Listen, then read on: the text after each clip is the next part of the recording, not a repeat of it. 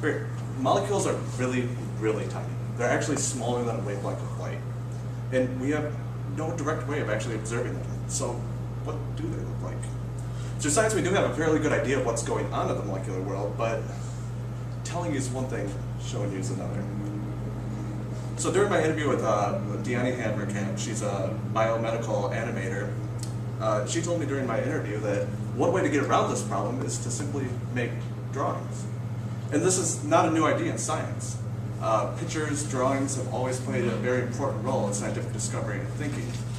Scientists continually just draw what they see through telescopes, microscopes, even what they think. I was really inspired by this realization, so today I'd like to kind of take you on a journey through the molecular world and kind of help you visualize what's actually going on with your human software that controls all of you.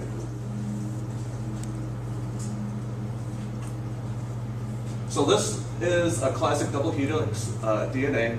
This is the accurate representation. It's from X-ray crystallography. And if we take the strand and we split it apart, you'll see all these teeth in the middle, and these are actually your genetic code. When they talk about it, that's what we're talking about, 25,000 genes that make up your genetic software.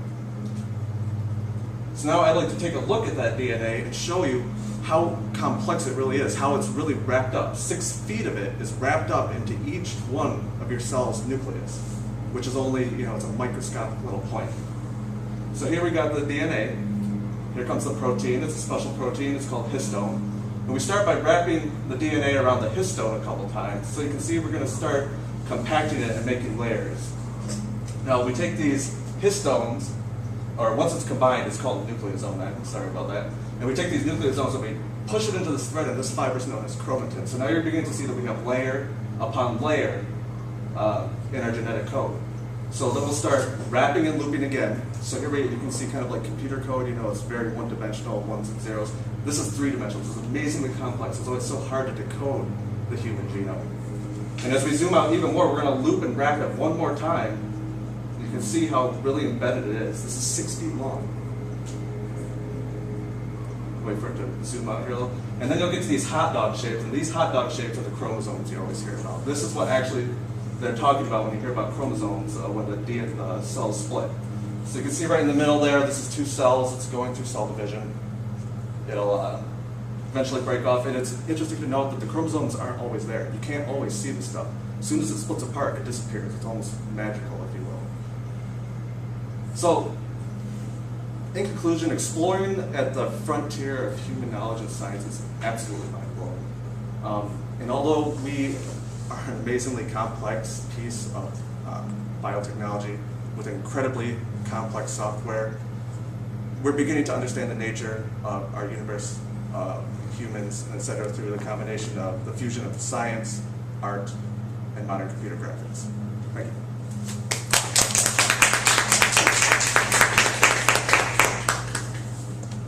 Any questions?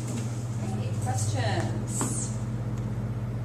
That was all accurate, by the way. This is very new. This only came out a year ago. We've never been able to see animations like this before. This is actually what it looks like inside your body. That was fantastic. Very cool. So, relating to your field, how will you be working with? I want to be able to program humans. I want to change my software because we're designed for the African plains, and yet we live in this society of abundance. So I mean, if we have a famine or a nuclear war, we'll all be great. But right now, we're getting fat. We have disease. There's a lot of problems with our software as it is right now.